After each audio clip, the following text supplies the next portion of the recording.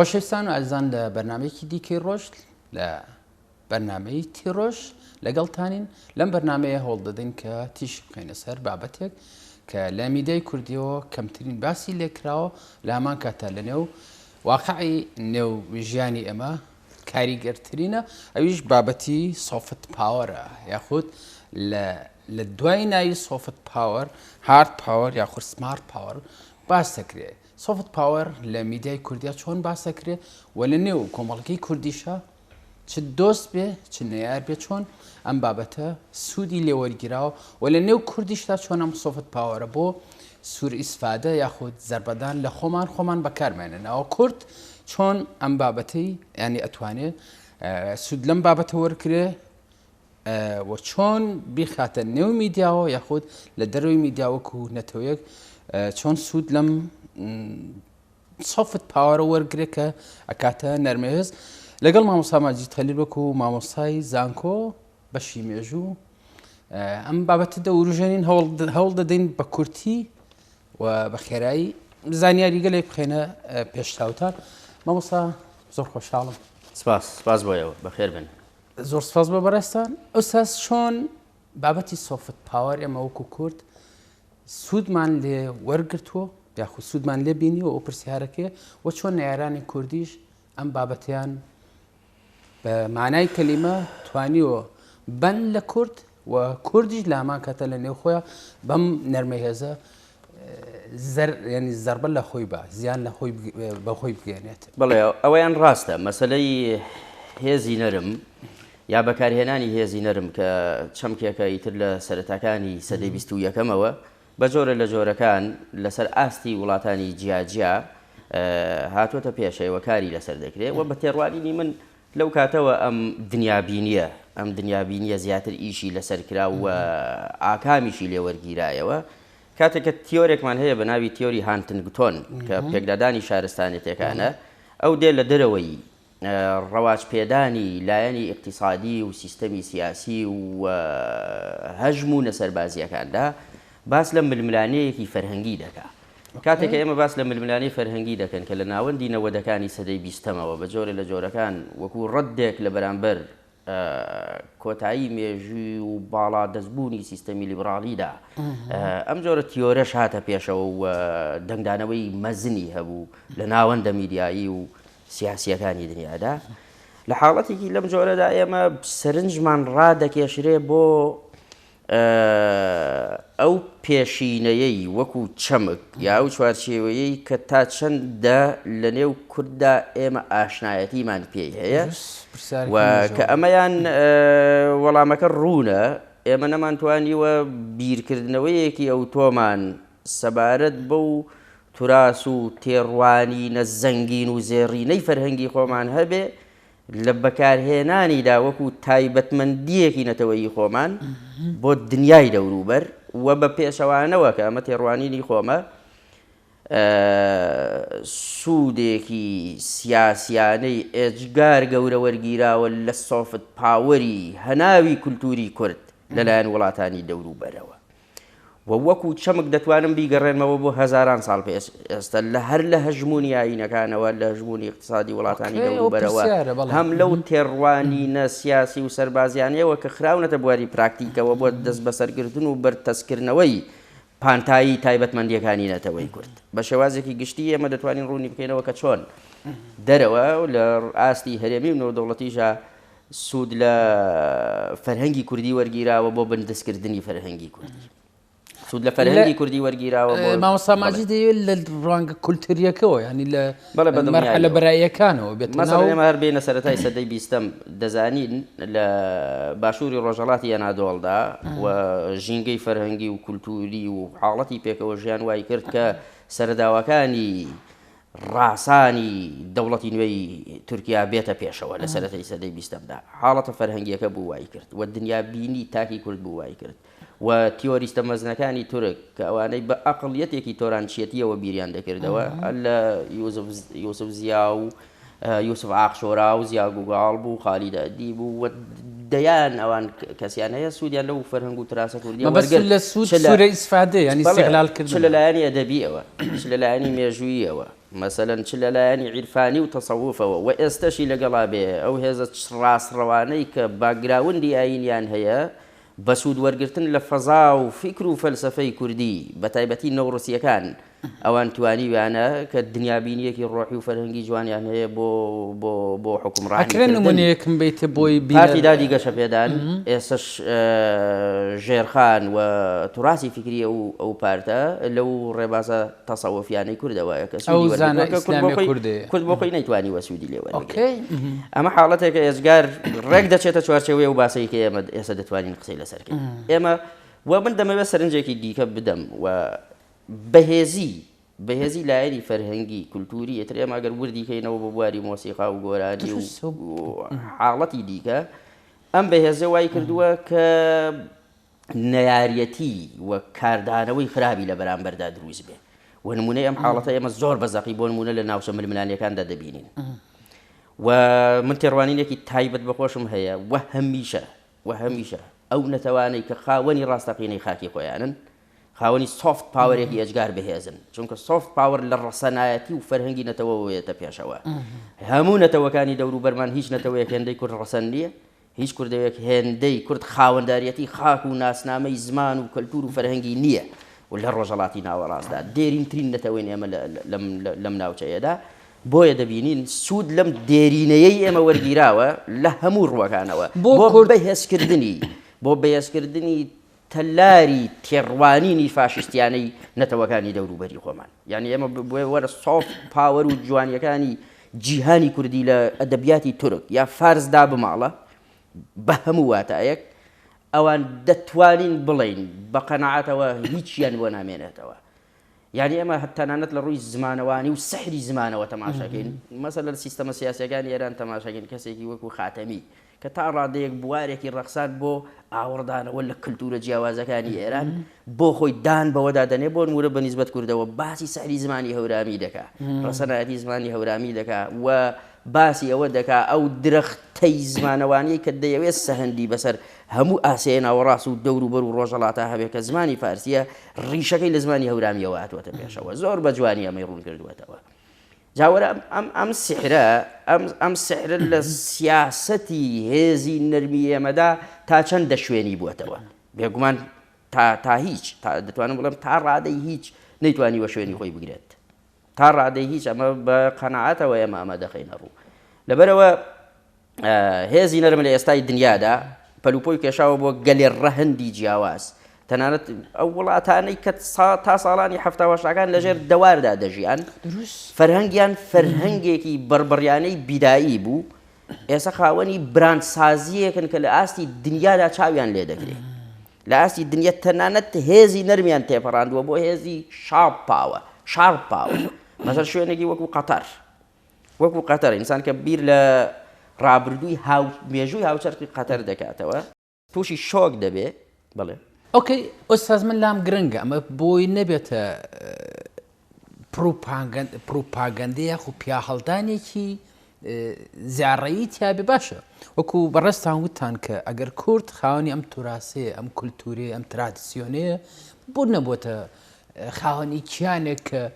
بۆ نمونە کە ئەمە ئەگەر کوێتە وەرگرین یاخود وڵاتانێکی تر وەرگرین نە مەحویانەیە نە نالیان هێنە دینێکیانێنە ئەو فرە پێکاتە فرە توراسە فرە هێنیان نییە و لە هەمان کاتە بوونەتە خاوەنکیان پرسیارەکەت هێزگار جوانەوە بەردەوام تێڕوانینێکی چەسپاو هەبووە و ئەم تێڕوانینە شۆڕ بووەتەوە بۆ چارە نووسی سیاسیانی هەموو نەتەوەیەک هەموو چارە جیاوازەکانی وابەستن بە کیانی سیاسیەوە. نەبوونی کیانی سیاسی کوردی و بە درێژایی مێژوو و بە ئێستاشەوە یەکێکە لە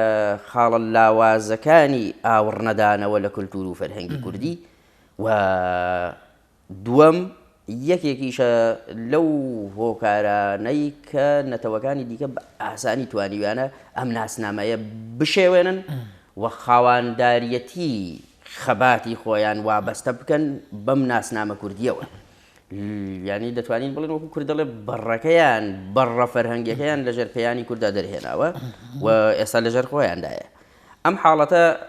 لە هەموو ڕوویەکانەوە دروستە ئێمە ئەگەر بۆی بچین یعنی تەماشا بکە نەتەوەیەکی وەکو ئێران هەموو هێزەکانی لە بەرامبەر بندەستکردنی نەتەوەی کوردە بەکارهێناوە. دروست. هێزی سەربازی، هێزی اقتصادی و میکانیزمە جیاوازەکانی مۆدێرنەی خەتاکاری، ژەنی سیکۆلاریستێکی ستەمکار ئێمە ئەزمونمان لەگەڵیدا هەیە کە چۆن کاری کردووە لەسەر گۆڕانی دیمۆگرافی و دنیابینی و مێژوو و فەرهەنگی ئێمە و لە هەمان کادا هێزێکی مەزهەبی کە وەکو هێزێکی نامۆ لە ئێستای دنیادا هیچ پێناسی سیستەمێک شوێنی ناکاتەوە، ئەم هێزە نامۆ و پڕسەراسیمایەش دیسانەوە بە هەمان جۆرە ئیش لەسەر بەرتەسکردنەوەی پانتایەکانی دنیای بینی ئێمە کە هەروەکو چۆن تورکیاش بە فۆرم و شێواز و بیرکردنەوەی خۆی کردوویەتی. ئەمان چۆن بۆ نمونە کەسایەتیمان هەیە لە کاتی ڕوودانی شۆڕشی ئێراندا لە شوێنێکی وەکو ناوچەی کوردیدا لە شارۆچکەیەکدا لاوەکانی هێناوە ڕیزی کردوون ڕەمی کردوون. سەری ئەم هێزە توندە ڕێک نمایانی نەریتی هێزی تند لە ئەدەبیاتی مێژووی و شەرقی ئێراندا ڕەنگی داوەتەوە و بەکاریان هێناوە. لە ڕووی ئیقتیسادیشەوە لە ڕووی ئابووریشەوە ئەوان بۆ ئەوەی هەژمونی ئابووریان هەژمونێک بێ گرنتی هەبێت لە گەمە سیاسیەکەدا دێن مێژوویان شێواندووە، جوگرافیان شێواندووە و بیرکردنەوەی تاکیان گۆڕاندووە. مەسەڵەن هەموو لە ڕستانێسە کەسێک ناڵێ بڵێ من کوردم. لە کاتێکدا ڕەسەنی کورد لە نێو لوڕەکاندایە، لە نێو بەختیاریەکاندایە، لە نێو ئیلامدایە، لە کرماشاندایە کە ور دەبیتەوە سەرەکەی تموحی هێزە ئیقتصادیەکەی ئێوای کردووە چۆن لە کەرکووکدا زەنگینی نەوت و ژێرخانی بەهێزی ئابووریە و شوێنانە حاڵەتێکی وای ڕەخساندووە کە مەسەڵەن ئەو ناوچانە زیاتر بەر سڕینەوەی یا پاکتاوی پەیامە فاشیستیەکە بکەون. ئەم حاڵەتە بەکاریان هێناوە و لەگەڵ سەردەمی نوێژدا کاتێک کە براندسازی بووەتە ئەدەبیاتی لە پێشینەوەی سڕینەوەی کەلتوری ئەوانی دیکە دیسانەوە هاتوون ئەمانیشان بەکارهێناوە. من پێم وایە لە ئێستادا ئەو مەرسومانەی کە لە لایەن دەسەڵاتدارەتی پەهلەویەکانەوە دەهاتە پێشەوە بۆ گۆڕینی جل و پۆشاکی کوردی لە ڕێگەی هێزەوە لە ڕێگەی بەندی یاساییەوە هەمان مەرسوم هەیە لە ڕێگەی سەرنجڕاکێشان و فریودان و خواستی خەیاڵی خەڵکی خۆیەوە بۆ نمونە گوێگرتن لە گۆرانیەکی شەجەریان وەکو ئەوەی بەڕێستان مامۆسای مێژوون و مامۆسای مێژوون لە زانکۆی سلێمانی لام گرنگە کە ئوستاز پێمان بڵێ لەوەی کە کورد چی هەیە بیکاتە هێزی نەرم یاخود بیکاتە براندێک بەدڵناییەوە شتانێکی زۆرمان هەیە ئێمە کەرەسەی زۆرمان هەیە بۆەوەی قسەکەی پێشووترم تەواو بکەم. مەسەڵەن لە ئێراندا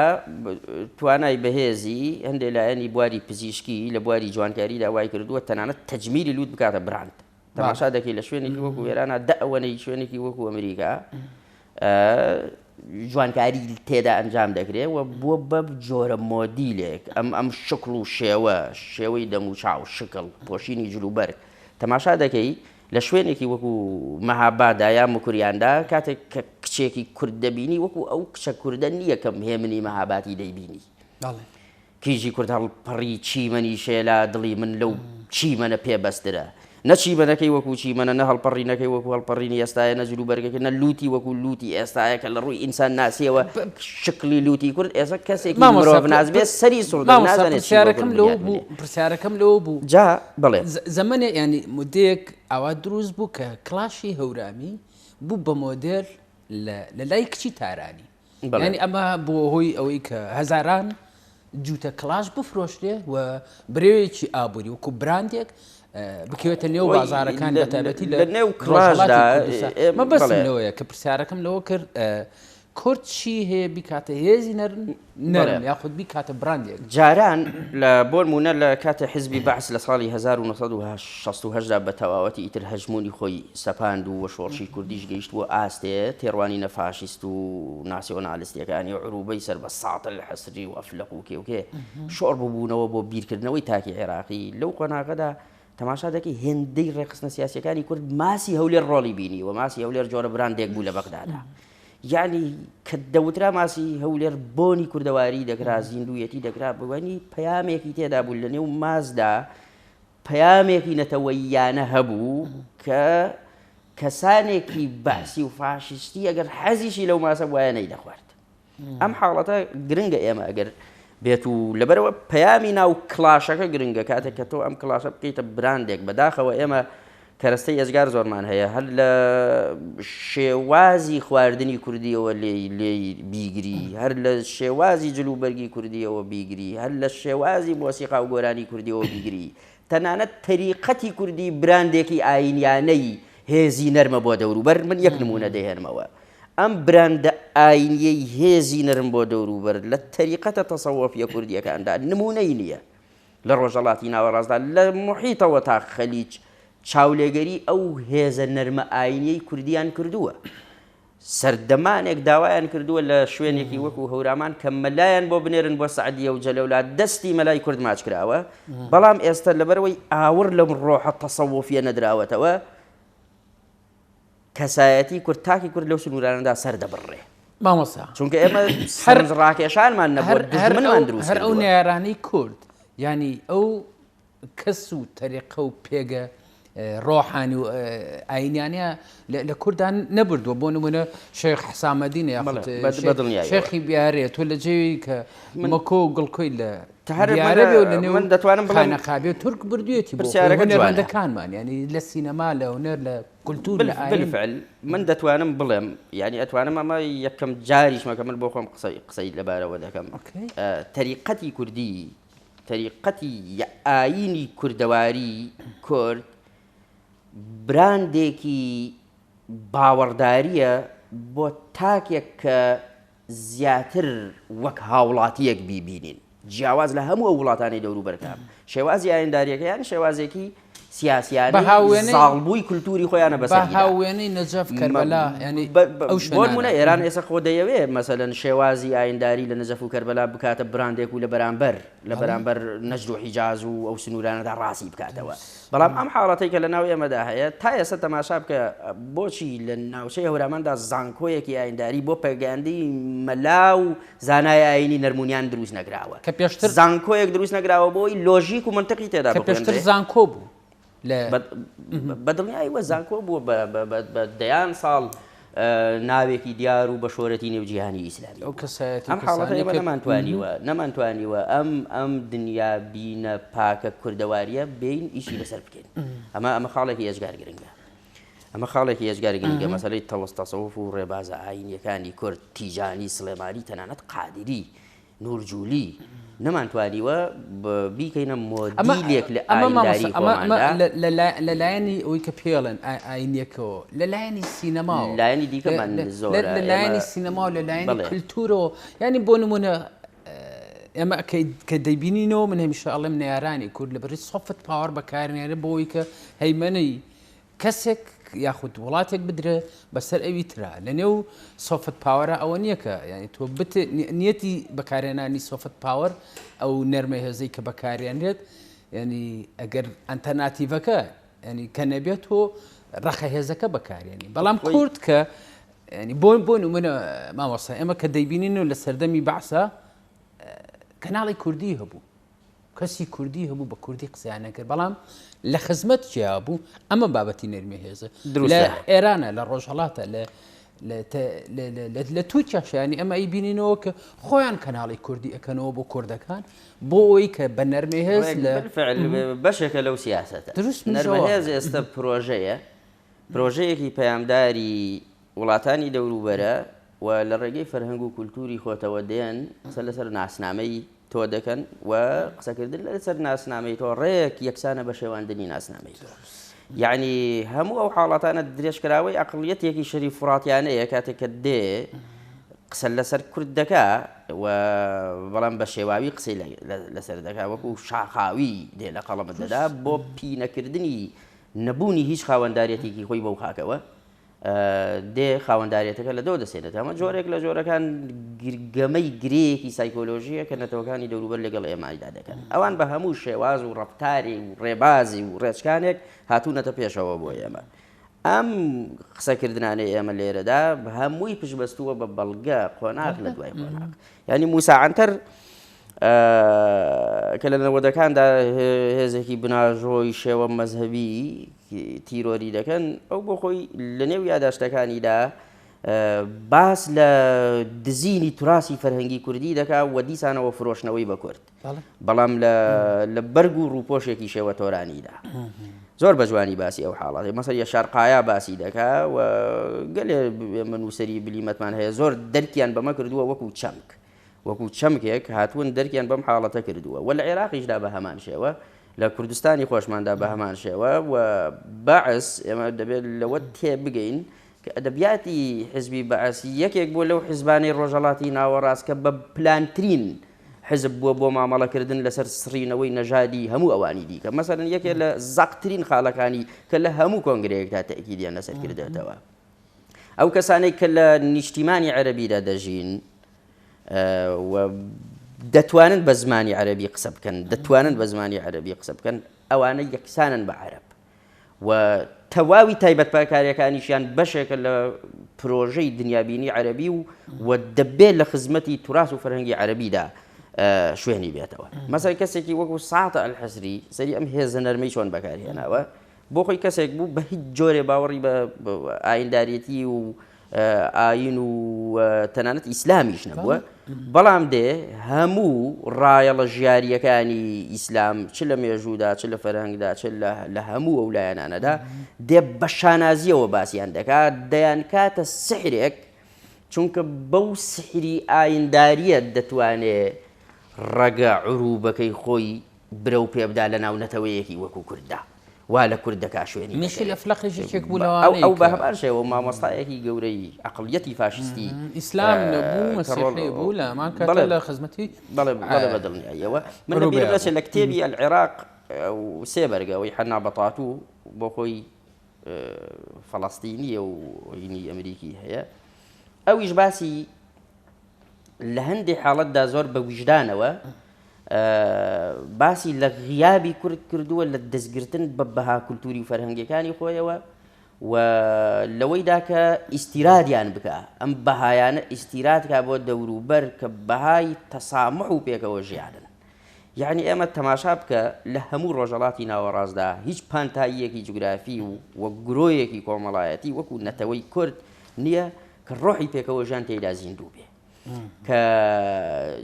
فرەیی تێیدا ئامادەیی هەبێ فرەیی ئاینی فرەیی کولتوری فرەیی زمانەوانی فرەیی نەژادی و لە چوارچێوەی کوردستانی بووندا شوێنیان کراوەتەوە بەڵام هەموو ئەمانە شێوێنران کۆمەڵی هۆکار بوو شێواندی ئەو ئەقڵیەتە فاشیستیەی وەکو بەعس شێواندی ئەو ئەقڵیەتە تۆرانیەی کە مستەفا کەمال ئاتاتورک ئیشی لەسەر کرد و دوای دیموکراتەکان و دوای ئەوەیش حیزبە ئیسلامیەکان وەدەمەوێ بڵێم بیرکردنەوەی ڕادیکاڵ و فکری فەندەمێنتاڵی ئیسلامیانە و بە تایبەتی ئیسلامی سیانی و ئیخوان موسلمین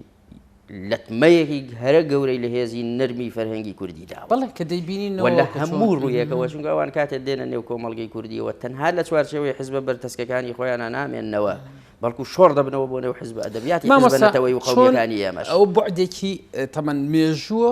تا ئێستا شەر بە هەمان شێوە یاخود بە کاریگەرتر ئەوان کە ئیشان لەسەر لێدان لە فەرهەنگی کوردی کردووە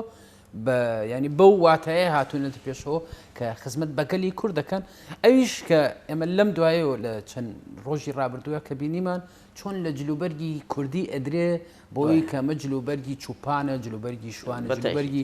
مرۆڤی کوردیانی دەکاتە مرۆڤێکی تا ئەم ڕادێ پرسیارەکەم ئەلێرایە لە مامۆستا ماجیدی بکەم لەوەی کە چۆن ئەمان ئەم هێزە نەرمە بەکاریان تا ئەو شوێنی کە کاریگەریان بە هەدەفی خۆیان ئاماجی خۆیان بپێکن ئەگەر ئەمەیان بۆ نەچوە سەر هارد پاوەرەکە بەکاریان کە لە چەند ڕۆژی ڕابردووە بینیمان لە هەولێر درا بە موش ئەوان لە سەرتاوە مەسەلەن ئەزمونێکی دەوڵەمەندیان لە بەکارهێنانی هێزی زبر و هێزی هارد پاوەدا هەیە ئەزمونێکی زەنگینیان هەیە یاڵی تەنانەت گەیشتۆتە ڕادەیەک کە مەسەلەن ڕادەی دەست درێژیکردن بۆ سەر ڕۆحی ئەو ئینسانە دەست درێژیکردن بۆ سەر جەستە و لایەنی فیزیکی ئەو ئینسانە مەسەلەن ئێمە دەیان نمونەمان هەیە لە ناوچە جێناکۆکەکاندا لە جەلەولادا لە سعدیەدا لە مەندەلیدا لە هەڵەبجەدا مەسەلەن نمونەمان هەیە پیاوانی شاریان کۆ کردووەتەوە بەستوو ئەمە موساعەنتەر باسی دەکات بەسراون بە درەختەکانی ئەو دەوروبەرەوە وە ژنانیان ڕاکێشاون بەڕووتی وە سەمای تۆرانیان لەسەر پشتی ژنانی سلیڤاندا ئەنجام داوە لە ساڵی 1970دا لە دوای ڕێگەوتنی ئازار سیرکە سەرنجڕاکێشانی لایەنی نرمی خۆیان بەچە ئیهانە و بەچە ئیمانێکی فاشیستیانە ئەنجام داوە یعنی لە کاتێکدا سیرکە نەتەوە بە فەرهەنگەکان سەمای خۆی وا بە تۆ نافرۆشێ لە کاتێکدا پیشانی تۆی بدا کە سوکایەتی بە وجودت دەکا دێسەمای تۆ ئێستا ڕێگەکە بە جۆرێکی دیکەیە مەسەلەن بۆ نمونە ڕەنگە ئەم ڕێگەیە لە میسیدا بێ میسی تەماشای دەکەی کارکتەرێکە تاکی کوردی وای لێ کردووە مهتەم بێ بە ئەرژەنتین وانە مهتەمە بە ئەرژەنتین گرنگە دەزانێت دەکەوێتە کوێەوە خەڵکی کوێ بەچە زمانی قسە دەکات ئەگەر ئەمە نەبووایە نەدەکرا مەسەلەن ئەوانیش دێن میسیەکانی خۆیان بە جۆرێکی دیگە هەم بەر ڕێگە توندەکە لە بەرامبەر تۆدا بەکارهێناوە هەم بەر ڕێگە نەرمونیانیەکەش بەکارهێناوە چونکە سەرچاوی هیچ ئاوازێکی تورکی نییە ئەگەر ڕەسڵەکەی کوردی نەبێت بۆ ئیبراهیم تەتڵاس کە کەسێکی کوردە ئاردۆگان خۆی بەکاری ئەنێ لە کەسایەتێکی سیاسیە حیزبێکی گەورەی سیاسیە یعنی ئەزانەیە کە براندێک یاخود کەسایەتێکی وەکو ئیبراهیم تەتڵاس کاریگەری هەیە چ فلیمەکانی بێت چ گۆرانەکانی بێت چ کۆنسێتەکانی بێت ملیار دلار خزمەت بە تورک دەکەن بۆیە کە بەو شێوە ئەو کوردێک ئەخاتە خزمەتی تورکەوە و لە هەمان کاتە ینی لای کەم نییە و چۆن ئوستازلام گرنگە کە بەو شێوە فریاب بکەوم ئەم ینی بچمە ناو چەند پرسیارێکی ترەوە ئەویش بەو شێوەیە پێشتر ئامادەسازی بۆ بەهێزی نەرم ئامادەسازی نەکرابوو بۆی کە ئەو شەیە کە زۆر بەکارێنە ئێرهابی فکری کورد کرا بۆیە حەجی شابی بە نەعلەوە هات کەرکووکی داگیر کرد پێشتر ینی ئامادەسازی کرابوو بۆی کە کورد بەو شێوە تەسلیم بێت تا ئەو ڕادەیە کە هێزی ڕقی بەرامبەر بەکاری خۆی تقریبەن هەموو ئەو ڕووداوانەی کە لەم دوایانەدا ڕوویاندا و من دەمەوێت لێرەدا شتێک بڵێم مەسەلەی هێزی نەرم زیاتر نەتەوە بە فەرهەنگەکان دەتوانن بەکاری بێن بۆ نمونە سین دەتوانێت بەکاری بێنێ بەکاری هێناوە هەر بە هێواشی هێزی خۆی داوەتە بەر مەسەلەن ئەمریکا ئەم حاڵەتە دەکات وە گەلێ نەتەوەی تر ئەمەیان کردووە ئەم نەتەوانێت ئەمە مەسەلەن تۆ باسی گروپێکی یا گروپ گەلێکی باندگرای پاشەگەردانی وەکو حەشدی شعبی ڕەنگە چوارچێوەی کارەکەیان بچێتە نێو فریودانێکی فکری نەتەوەی بەرامبەرەوە وە کردوشیانە بۆ نمونە بەڵام لە هەمان کادا ئەوان هەر ئەدەبیاتیان ئەدەبیاتێکی تونڕەوانەیە و من دەمەوێت بڵێم ئەوان ناتوانن بە سەرنجڕاکێشا جوانیان نییە یعنی حەشدی شعبی جوانی لە کوێی حەشدی شعبیدایە تا بیکاتە هێزێکی نەرم و نەتەوەیەکی تری چونکە ئەوان میکانیزمی فریودەرانە یەکسان نییە بە جوانی مەسەلەن بۆ نمونە ڕەندێ ئەدەبیاتی تەشەیعیانەی خۆی بکاتە بنمایەک بۆ نزیک بوونەوە لە کورد ڕەنگە تا ڕادەیەک شوێنی بێتەوە بەڵام ئەوان هەڵهێنجراوی یا دەرهاشتەی کللتوری تونندوتیژی تا ڕادەیەک کە لە خۆیان دەدەنەوە ئەم حاڵەتە پێم وایە ئەگەر عێراقی ئێستا بنمونە وەربگری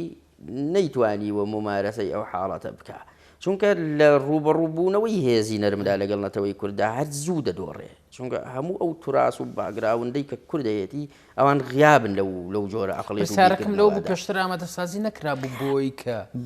بە دڵنیاییەوە لە کەرکووکدا ساڵی 1000 کاتێک کە کۆمەڵی نەتەوەکان عێراق دەبێتە بەشێک لە کۆمەڵی نەتەوەکان لە سیەکاندا یەکێک لەو مەرجانەی کە دەیسەپێنن بەڕێوەبەرایەتی زمانی بەڕێوەبەرایەتی گشتی زمانی کوردی بکەنەوە لە کوردستاندا یەکەم هێز ئەوان دەیانەوێت ئەم نەرمیە لە شوناسی تۆ بسێنەوە کوردستانەکە لا دەبن دەیکەنە کورد یعنی لێرەوە تەماشا دەکەی هەر لە سیەکانەوە دێن زمانی کوردیت بۆ کورد دەکەنەوە لە ناوەندەکاندا لای دەبن بەرەبەر دەیبەنە دێهاتەکانەوە و کۆمەڵی پاساوی وە دەیڵنەوە مامۆسایی نییە چی نییە مکافەئاتی لێ دەبڕن ئەوەی دەکەن بۆ لەبەرەوەی سەرنجی نەرمونیانیەکە حتا ئەو کاتە هەموو پێکاتەکانی ویلایەتی مووسڵ قبوڵیان بووە حتا ئەو کاتە مەسەلەن تورکمانێکی شیعی تەلعفەری کوردێکی کوردستانی قبول بووە چەمکی کوردستانی قبول بووە کاتێکە نێوی عێراق براوە جۆرێ لە تونیەتی و جۆرێ لە وشک بوونەوە و دەمارگرژی ڕووی لێ کردووە قبولی نەبووە لەبەرەوە لە دژایەتی یەکەم من زۆر کاتم نەما بەڵام لام گرنگە کە مامۆستا ماجید بڵێت یعنی کورد ئەتوانێت چی بکا وەکو هێزی نەرم بەکاری بێنێ و ئاگاداری هێزی نەرمی نارانی بێت بە دڵنیاییەوە ئەوە ئەرکی بە دەرەجەی یەکەم ئەرکی بیرکەرەوانەیە ئەو کەسانەی کە لە خەمی اقتصادی ئەم وڵاتەدا پێشەوەی لە خەمی سیاسی دابن ئەو کەسانەی کە لە خەمی زمان و کولتور و فەرهەنگی ئەم وڵاتن ئەو کەسانەی بە شێوەیەکی گشتی لە خەمی هەموو تایبەتمەندیەکانی نەتەوەی کوردان چۆن ئاوەڕ بدرێتەوە لە مەجالە هونەری سینەمایان اختصاسیات ڕۆڵی تێدا دەبینێت دامەزراوەی ڕۆڵی تێدا دەبینێت بڕینەوەی دەستی حزب ڕۆڵی تێدا دەبینێت و بوونی دنیابینیەکەوە کە تاکی کورد وەکو کورد ببینێ ڕۆڵی تێدا دەبینێ و نەچوونە ژێر ڕکێفی ئەو ڕۆڵی تێدا دەبینێ وانی ئەسە دیاردەی چوونە ژێر ڕکێفی